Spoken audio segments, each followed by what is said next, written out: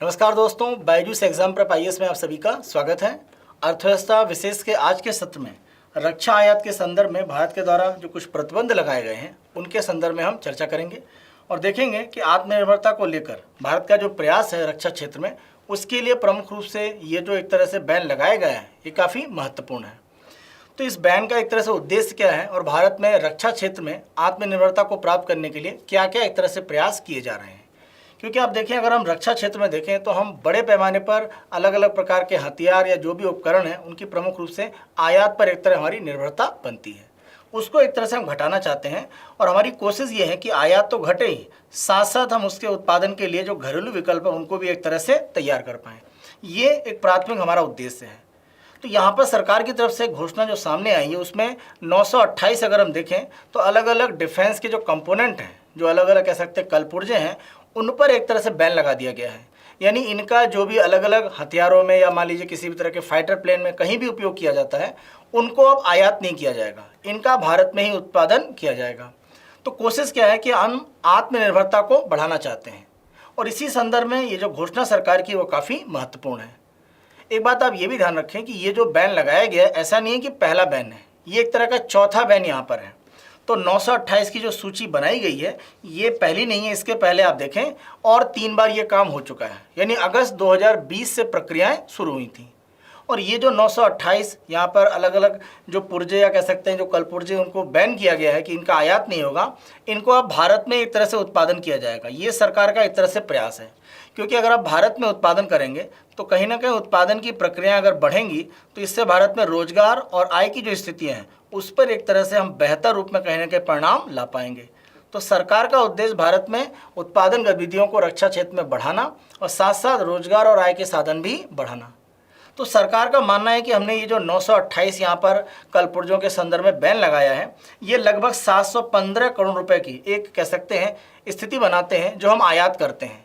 तो इतना उत्पादन भारत में एक तरह से किया जा सकेगा जो हमने यहाँ पर बैन लगाया है। तो ये जो एक तरह से PIA लिस्ट होती है, मतलब इसको हम प्रमुख रूप से पॉजिटिव इंडिजिनेशन लिस्ट बोलते हैं। यानी हम एक तरह से इंडिजीनियस रूप में, यदि स्वदेशी रूप में हम चाहते हैं कि जो भी अलग अलग कलपुर्जे हैं या जो भी रक्षा में हमें अलग अलग मशीन के भागों की आवश्यकता है वो भारत में उत्पादन किया जाए। तो ये जो पॉजिटिव इंडिजिनेशन की जो एक लिस्ट है उसके माध्यम से यही प्रयास है। तो सबसे पहले अगस्त 2020 में इसमें 101 प्रोडक्ट शामिल किए गए थे, यानी इनका आयात प्रतिबंधित किया गया था। आगे चलकर मई 2021 में 108 और अप्रैल 2022 में इसे 101 और शामिल कर दिए गए थे।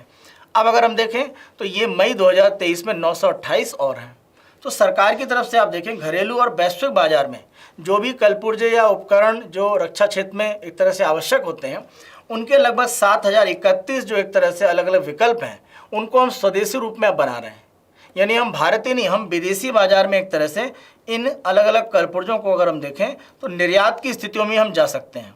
ऐसा नहीं है कि केवल भारत अपनी आवश्यकताओं के लिए इसका उत्पादन करेगा, अपनी आवश्यकता भी पूरी करेगा और हम एक निर्यात भी कर पाएंगे। तो यहाँ पर कोशिश सरकार की ये है कि प्रमुख रूप से दिसंबर 2023 से दिसंबर 2029 तक ये जो 6 साल का समय है, ये जो बैन लगाया गया है इन 6 साल में एक तरह से इसको पूरी तरह से प्रतिबंध में ला दिया जाए।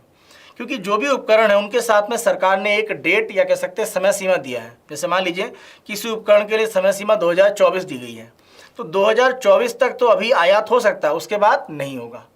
तो कुछ समय सीमा के साथ में, क्योंकि आपको विकल्प तैयार करने में, उसके उत्पादन के लिए भारत में स्थितियों को बनाने में थोड़ा समय लगता है, तो वो समय सरकार ने थोड़ा एक गैप यहाँ पर दिया है। लेकिन आत्मनिर्भरता को लेकर जो प्रयास है वो तेज़ी से बढ़ रहे हैं। अब उस दिशा में हमारा कदम बढ़ के हो रहा है। कदम इसलिए बढ़ रहा है कि हम हथियारों के संदर्भ में बड़े आयातक हैं। यहाँ पर अगर हम स्वीडन का एक जो थिंक टैंक है सिप्री की अगर हम बात करें तो उसकी तरफ से प्रमुख रूप से एक रिपोर्ट आई है जिसमें ये कहा गया है, अगर हम 2018 से 2022 की बात करें तो भारत के हथियारों का जो आयात होता है, अगर हम 2018 से 22 का ये 5 साल का समय देखें तो हम सबसे बड़े हथियार के आयातक एक तरह से रहे हैं। और 2013 से 17 और 2018 से 22 के बीच में ये समय अगर हम देखें, यानी 2013 से 17 और 2018 से 22, इस समय सीमा में भारत का जो आयात है उसमें एक तरह से 11% की गिरावट आई है। तो ये स्थिति कैसे बन रही है? तो ये गिरावट आने का बड़ा कारण यही है कि हम कहीं ना कहीं घरेलू रूप में अलग अलग प्रकार के जो हमारे रक्षा के उपकरण हैं या कलपुर्जे हैं उनका एक तरह से उत्पादन करने की स्थितियों में जा रहे हैं। तो आत्मनिर्भरता अगर बढ़ती है, इसका सीधा असर है कहीं ना कहीं हमारे रक्षा के जो उपकरण हैं या कलपुर्जे हैं उनका आयात हमारा खत्म होगा। और आयात को ख़त्म करने का मतलब ये है कि बहुमूल्य हमारा जो डॉलर है, जो विदेशी मुद्रा भंडार है, उसकी बचत को भी कहीं ना कहीं हम बढ़ा सकते हैं। तो भारत में रोजगार आय की स्थितियां तो बढ़ेंगी बढ़ेंगी घरेलू उत्पादन से, हमारा विदेशी मुद्रा भंडार भी संरक्षित होगा और मजबूत होगा। तो आयात को हम अगर रोकना चाहते हैं तो वो एक पक्ष भी आप ध्यान रखें। और अब देखें कि अगर हम रूस के संदर्भ में देखें तो रूस भारत के सबसे बड़े एक तरह से अगर हम जहाँ से आयात की बात करते हैं तो वो स्रोत रहा है। लेकिन आंकड़ा 2013-17 से अगर हम 2018-22 के बीच में देखें तो जो एक तरह से लगभग 64% रूस की भागीदारी थी वो घटकर लगभग 45% अब देखिए रह गई है। और दूसरे पर फ्रांस आ गया, तीसरे पर अगर हम देखें तो यूएसए की, उसके बाद इजराइल की स्थिति है। तो यहाँ पर रूस का जो एक तरह से भागीदारी कम हुई है और फ्रांस यहाँ पर आगे बढ़ा है।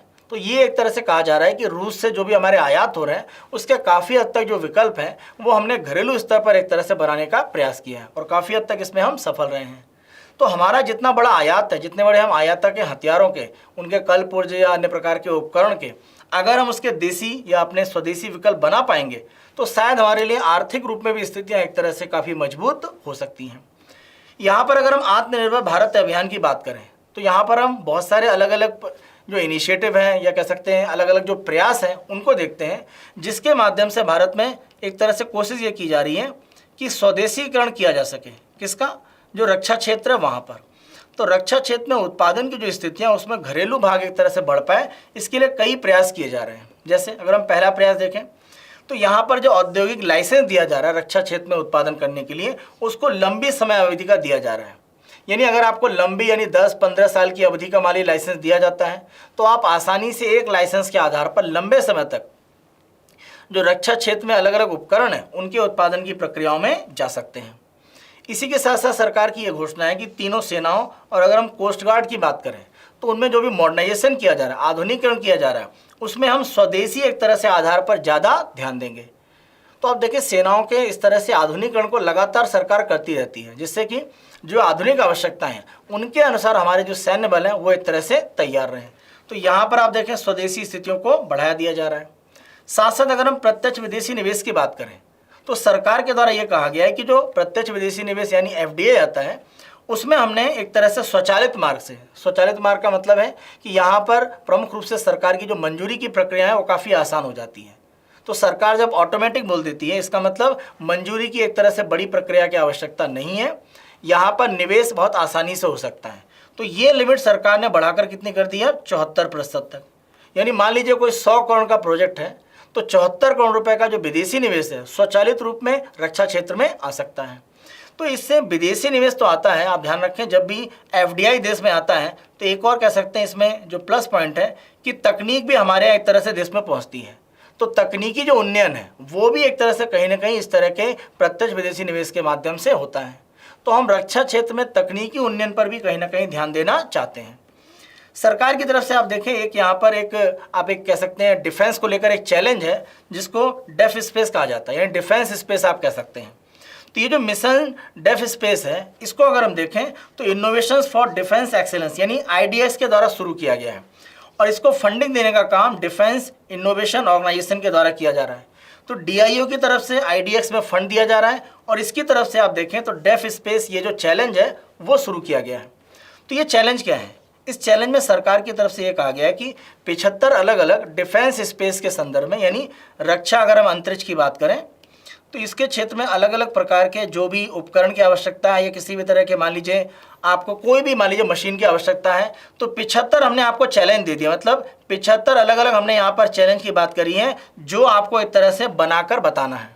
और इसके लिए सरकार ये कह रही है कि जो भी अलग अलग प्रकार के स्टार्टअप हैं जो रक्षा क्षेत्र में काम कर रहे हैं या कोई एंटरप्रेन्योर है, कोई भी उद्यमशील व्यक्ति है, वो एक तरह से इस तरह के चैलेंज में भाग ले सकता है।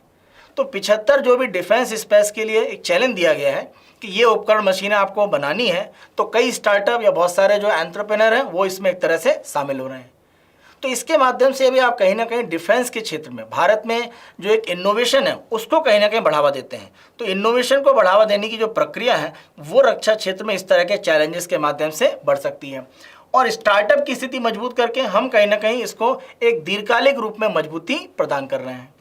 साथ साथ अगर हम देखें, अगर हम सार्वजनिक खरीद की बात करें, यानी अगर हम पब्लिक प्रोक्यूरमेंट की बात करें, तो 2017 का जो आदेश है उसमें प्रमुख रूप से ये कहा गया है, जैसे अगर हम गवर्नमेंट टू गवर्नमेंट एक तरह से लेन देन की बात करें, सरकार से सरकार के बीच में, या मान लीजिए कि एक तरह से दो सरकारी संस्थाओं के बीच में कोई रक्षा खरीद होती है, जैसे अगर हम राफेल की बात करें, तो इस तरह की जो डील होती है उसमें आप देखें प्रमुख रूप से यहाँ पर जो एक क्लॉज होता है जिसको हम बोलते हैं ऑफसेट क्लॉज, वो खत्म कर दिया गया है। तो ऑफसेट क्लॉज का मतलब ये होता है कि मान लीजिए कोई एक तरह से विदेशी कंपनी है रक्षा क्षेत्र में, भारत में किसी भी तरह से निवेश करती है, तो उन्हें ये कहा गया है कि जो भी वो निवेश यहाँ पर कर रहे हैं, उत्पादन कर रहे हैं, उसका 30% जो भाग है वो भारत में दोबारा एक तरह से निवेश करें। तो ये ऑफसेट क्लॉज कहलाता है। तो यहाँ पर प्रमुख रूप से ये कहा गया कि ये जो ऑफसेट क्लॉज है इसको एक तरह से समाप्त किया जा रहा है, और बड़े पैमाने पर कोशिश ये की जाएगी कि जो भी यहाँ पर एक तरह से उत्पादन किया जा रहा है उसमें अगर मान लीजिए गवर्नमेंट टू गवर्नमेंट डील हो रही है तो ऑफसेट की स्थिति नहीं है, आसानी से एक तरह से डील हो सकती है। तो अगर दो सरकारों के बीच में हथियार को लेकर डील होती है तो उसमें आप देखें तकनीक का एक तरह से जो हस्तांतरण है उसकी संभावनाएं कहीं ना कहीं बढ़ती हैं। तो इसके माध्यम से भी आप देखें भारत का जो रक्षा क्षेत्र है वहाँ पर तकनीकी रूप में स्थितियाँ मजबूत हो रही हैं। सरकार की तरफ से ये जो सार्वजनिक खरीद का जो आदेश है 2017 का, इसके माध्यम से कोशिश ये है कि जो सरकारी खरीद हो रही है उसमें एक तरह से प्रक्रियाओं को तकनीक ज़्यादा मिल पाए या ज़्यादा टेक्नोलॉजी का ट्रांसफ़र हो पाए, उसको एक तरह से आगे बढ़ावा दिया जाए। और हम कोशिश ये करेंगे कि जो भी रक्षा के क्षेत्र में प्रोक्यूरमेंट किया जा रहा है, खरीद की जा रही है, उसमें मेक इन इंडिया यानी जो भारतीय उत्पाद है उनको एक तरह से ज़्यादा प्रोक्यूर किया जाए। साथ साथ यहाँ पर आप देखें एक सृजन पोर्टल भी यहाँ पर काम करता है। इसके माध्यम से कोशिश ये है कि जो एमएसएमई है वे स्वदेशी रूप में अपने एक तरह से उत्पादन की जो प्रक्रिया है उसके बारे में इस पोर्टल पर एक तरह से जा सकते हैं। यानी निजी क्षेत्र और सरकार उनके बीच में भागीदारी करने के लिए रक्षा क्षेत्र में यह सृजन पोर्टल काम करता है, खासतौर से अगर हम एमएसएमई की प्रमुख रूप से बात करें। इसी के साथ साथ हम देखें, जैसे हमने ऑफसेट की बात करी थी, तो निवेश को आकर्षित करने के लिए जो ऑफसेट की व्यवस्था है उसको सरकारों के बीच में जो डील है उसमें एक तरह से समाप्त कर दिया गया है, और सरकारों के अलावा अन्य प्रकार की जो डील होती है रक्षा क्षेत्र में उसमें अभी भी 30% का जो ऑफसेट का क्लॉज है वो एक तरह से बना हुआ है। लेकिन अगर सरकारों के बीच में हो रही हैं और इस तरह की डील ज़्यादा होती हैं तो वहाँ पर हमने एक तरह से ऑफसेट की स्थिति को काफ़ी हद तक सुधारा है। तो ये भी विदेशी निवेश को या जो विदेशी रक्षा क्षेत्र की डील है उनको बढ़ाता है और तकनीकी ट्रांसफ़र की स्थितियों को मजबूती देता है। साथ साथ एक और सरकार का बड़ा प्रयास यहाँ पर रक्षा क्षेत्र में घरेलू उत्पादन को बढ़ावा देना है, और इसके लिए आप देखें तमिलनाडु और उत्तर प्रदेश में दो एक तरह से डिफेंस कॉरिडोर यानी रक्षा गलियारे बनाए जा रहे हैं। आप देखें यहाँ पर चेन्नई, साथ साथ सेलम, तिरुचिरापल्ली और कोयम्बटूर, ये आपका एक तरह से तमिलनाडु में एक आपका रक्षा कॉरिडोर होगा। इसी तरह से अगर हम उत्तर प्रदेश में देखें तो चित्रकूट, कानपुर, लखनऊ, झांसी, आगरा और अलीगढ़, तो ये दो जो एक तरह से डिफेंस कॉरिडोर बनाए जा रहे हैं, यहाँ पर रक्षा क्षेत्र में जो उत्पादन की स्थितियाँ हैं उसको सरकार बढ़ाएगी। तो इस तरह का अगर कॉरिडोर डेवलप होगा तो यहाँ पर तरह तरह की आप देखें छूट एक तरह से जो भी रक्षा क्षेत्र में उत्पादक हैं उनको दी जाती है। इस आधार पर आप देखें आसानी से जो भी घरेलू उत्पादन की प्रक्रिया हैं वो इन कॉरिडोर में की जा सकती हैं। तो ये भारत में रक्षा क्षेत्र के उत्पादन के लिए एक बड़े हब के रूप में डेवलप हो पाएगा। साथ साथ सरकार ये कह रही है कि जो अनुसंधान और विकास हम करते हैं उसका 25% पैसा हमारी कोशिश है कि रक्षा क्षेत्र में जो भी अनुसंधान विकास हो रहा है वहाँ पर भी एक तरह से खर्च किया जाए, क्योंकि अनुसंधान विकास के माध्यम से नए प्रकार के हथियार या नए प्रकार की प्रणालियाँ जो विकसित की जाती हैं उन्हें घरेलू साथ साथ विदेशी बाजार के लिए हम एक तरह से उपलब्ध करा सकते हैं। साथ साथ सरकार की तरफ से ये भी कहा गया है कि सैन्य आधुनिकीकरण की जो स्थितियाँ हैं उसमें हमारी एक तरह से कोशिश ये रहेगी कि घरेलू एक तरह से स्थितियों पर हम ज़्यादा जाएँ। जैसा हमने पीछे बात किया था कि हम तीनों सेनाओं और एक तरह से अगर हम बात करें कोस्ट गार्ड, उनके लिए आधुनिकीकरण में हम कोशिश कर रहे हैं कि स्वदेशी स्थिति एक तरह से बढ़ पाए। तो ये जो 928 कलपुर्जों के संदर्भ में यहाँ बैन लगाया गया है ये बिल्कुल स्पष्ट कर रहा है कि हम रक्षा के क्षेत्र में आत्मनिर्भर बनने के लिए लगातार प्रयास कर रहे हैं, और इस दिशा में जितने भी सरकार के कदम हैं वो सटीक रूप में प्रभाव दिखा भी रहे हैं, क्योंकि हमारा जो भी एक आयात है रक्षा के क्षेत्र में उसमें एक गिरावट देखी जा रही है। तो इस प्रकार के कदम से हम कहीं ना कहीं रक्षा क्षेत्र में जो आत्मनिर्भरता की स्थिति है वहाँ तक पहुँच सकते हैं। तो आज के हमने अर्थव्यवस्था के जो विशेष सत्र था उसमें प्रमुख रूप से जो हमारा डिफेंस में एक बैन लगाया गया कुछ उत्पादों को लेकर उसके संदर्भ में यहाँ पर हमने चर्चा की। आगे के अंकों में इसी रूप में अर्थव्यवस्था के जो महत्वपूर्ण टॉपिक होंगे हम अर्थव्यवस्था विशेष में चर्चा करेंगे, और बायजूस एग्जाम पर IAS में आप इसी रूप में लगातार बने रहें, जिससे कि अर्थव्यवस्था विशेष के ये जो विशेष टॉपिक हैं उनको हम यहाँ पर जब चर्चा करेंगे तो आप एक तरह से इनको जो भी विस्तृत रूप में समझ सकें। और इसके लिए आपको हमारे Byju's exam prep IAS Hindi का जो यूट्यूब चैनल है उसे सब्सक्राइब करके रखना होगा। साथ साथ उसमें बेल आइकन प्रेस रखें, जिससे कि जब भी नया वीडियो हमारा अर्थव्यवस्था विशेष का आता है उसकी इन्फॉर्मेशन आपको मिल पाए। अगर हमारी इस पहल को आप पसंद कर रहे हैं तो अधिक से अधिक संख्या में लाइक करें, शेयर करें, अपने मित्रों को भी बताएं, और अगर किसी भी तरह का आपका कोई विचार है तो कमेंट बॉक्स में अवश्य दें। तो आज के सत्र को यहीं पर समाप्त करते हैं। आप सभी अपना विशेष रूप से ध्यान रखें। धन्यवाद।